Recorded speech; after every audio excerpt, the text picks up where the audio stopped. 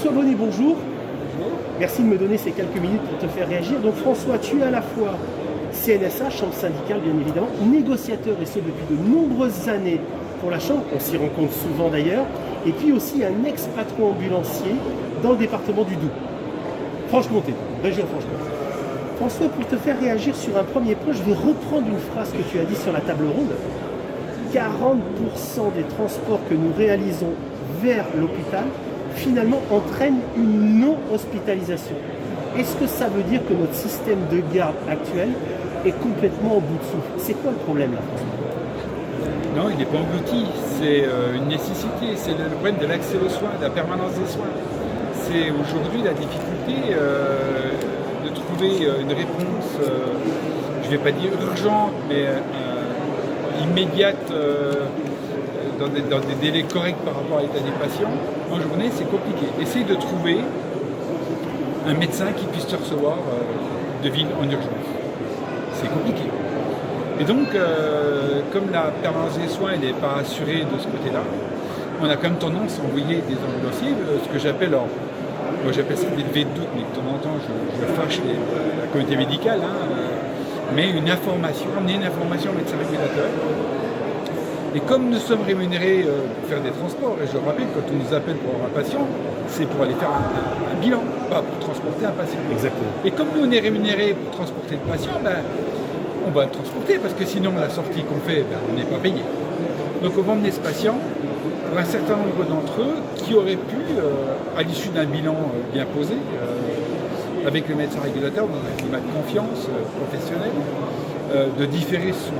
On va dire, ce patient, il peut attendre 4 heures, 6 heures ou demain de voir son médecin généraliste, de trouver une organisation de réponse aux besoins du patient. Un certain nombre sont quand même emmenés, même s'ils sont hospitalisés, pour des façons légitimes. C'est-à-dire que les 40% ne devaient pas être emmenés. C'est bien toute l'organisation du soin. Le député l'a dit ce matin, c'est cette nouveauté qu'on a découvert à travers la crise, c'est la faculté d'envoyer un professionnel de santé pour amener une crédibilité à la situation médicale de ce patient, d'une évaluation. Ce patient, il a besoin de quoi? Et ça, c'est toute la réforme et l'enjeu de notre positionnement professionnel. C'est l'avenir. Alors justement, allons sur cette réforme, François. Tu as dit quelque chose aussi d'extrêmement intéressant, et là je vais utiliser ton expérience territoriale, ce que tu as su monter chez toi. Tu nous as dit sur la table ronde que pour réussir cette nouvelle urgence, pour créer la confiance, et beaucoup d'acteurs en parlaient, François Braun le premier, toi tu as dit il y a un facteur clé de succès, en tout cas il y en a un, peut-être d'autres, mais il y en a un, c'est être capable d'avoir des données, ambulanciers, pompiers, se disent qu'on ait les données de tout le monde. Raconte-moi ton expérience de territoire et ce qui a fait que ça a réussi. J'ai surtout la chance d'avoir une directrice générale d'ARS qui s'appelait Sylvie Dimension, qui venait de l'UNCAM et qui était chargée de tout ce qui était les statistiques, de quelqu'un qui était extrêmement sensible au sujet. Et un de ses collaborateurs, qui a fait venir avec elle, là, tout de suite a souhaité avoir de l'information sur l'activité des urgences. Et surtout sur une activité 100%. 100%. Et on avait même pire que ça, on avait même l'activité programmée de la CHU. Donc on avait vraiment une donnée data extrêmement importante. Et nous fournissions tous les trimestres, tous les 6 mois, tous les ans, une base de données mais exhaustive. Et jusqu'à combien d'entreprises on a appelé pour effectuer une mission. Donc c'est vraiment très très exhaustif. Et donc, à partir de ces données, il a créé un groupe de travail avec les SDIS pour les sensibiliser à amener aussi leurs données. Et bien sûr, il a initié des données de son truc.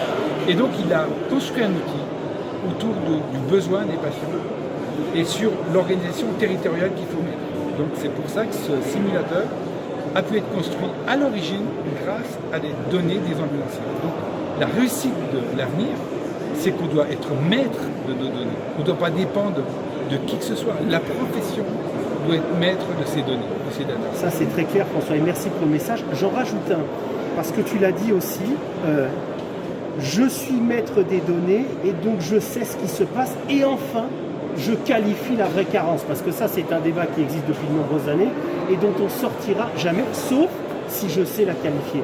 Raconte-moi. Ben parce qu'il y a deux types de carences. Il y a la carence organisationnelle, le calibrage des moyens que je mets en place pour répondre à l'urgence hospitalière est-il suffisant sur plusieurs niveaux? La simultanéité des interventions. Deuxièmement, on découvre la filiarisation des soins. Quand j'ai une ambulance dans le Haut-Jura, à 150 km du CHU de Besançon, d'un patient qui a des douleurs thoraciques, ça ne sert à rien d'emmener à l'hôpital local des urgences. Il faut l'amener à Besançon en salle de coronarographie. Ça, c'est la filiarisation des soins. Et du coup, mon intervention, elle ne va pas durer 1 heure, 1 heure et demie. Elle va durer 3 heures, 4 heures. Et la carence, elle n'est pas liée au fait que les ambulanciers n'ont pas fait leur travail. Les ambulanciers faisaient leur travail, mais étaient occupés. Et donc je ne suis pas responsable je suis de cette pas responsable parce que ça, c'est la puissance publique. Savoir si je mets un service d'urgence, si je mets un hôpital, si je mets des lits de telle et telle spécialité, si je mets la chirurgie cardiaque, pas de la chirurgie cardiaque, c'est de l'ordre de la puissance publique. C'est pas l'ordre. On peut donner notre avis de terrain, notre expérience, mais c'est pas à nous de porter cette responsabilité. Par contre, j'ai ma carence à moi, je suis Par contre, responsable. je suis de garde. Je prends l'engagement de mettre des moyens à un moment donné. On m'appelle, je ne peux pas aller. Je ne peux pas intervenir. Ça, c'est une carence opérationnelle qui vient de l'effecteur, qui n'a pas respecté son engagement.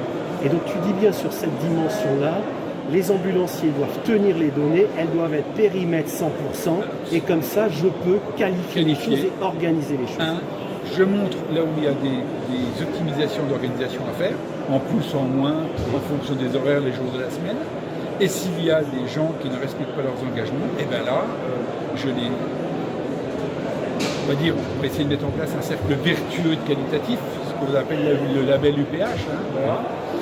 Entre autres, il y a plein d'autres éléments, bien entendu, mais la traçabilité, l'organisation, le suivi de l'activité des ambulanciers doit relever de la profession d'ambulancier partagée avec les autres. Un dernier point, François, j'aimerais te faire réagir, et j'ai vu qu'au propos de l'ARS Grand Est, tu as réagi, et je pense que tu as raison. Est-ce qu'on est bien d'accord, François, qu'une des clés de réussite de cette nouvelle UPH, c'est que je sois, moi, coordinateur ambulancier? Ça ne peut être que ça, parce que sinon, à nouveau, je ne vais pas voir les choses. Explique-moi, François. Un coordinateur ambulancier, c'est quoi? Déjà, on va déjà déterminer une fiche de poste, qui n'a pas été faite. On a mis des coordinateurs aujourd'hui dans les hôpitaux, payés par la puissance publique, par les hôpitaux. Peu de fiches de poste sont mises en place, peu de contrats d'objectifs ont été mis en place, et comme j'ai demandé l'autre jour au ministère, on a un petit retour d'expérience. On a des données, on a quelques... Donc ça veut dire que ce qu'on appelle un coordinateur ambulancier, pour moi c'est un logisticien, c'est un facilitateur de relations. Tu sais, dans l'industrie, on appelle ça de l'ordonnancement.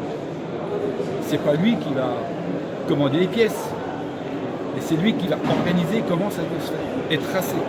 Et en fonction de la suivi de la situation, son rôle c'est de modifier les organisations et d'adapter.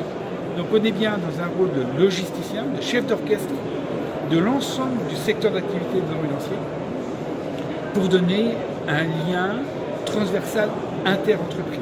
Voilà. Donc on a besoin de cet outil qui est un outil collectif, un bien des entreprises de transport sanitaire, des ambulanciers, au service des patients et aux besoins de la santé publique. Deux dernières questions, François, sur ce coordinateur ambulancier qui nous ont peut-être fait débattre d'ailleurs un temps.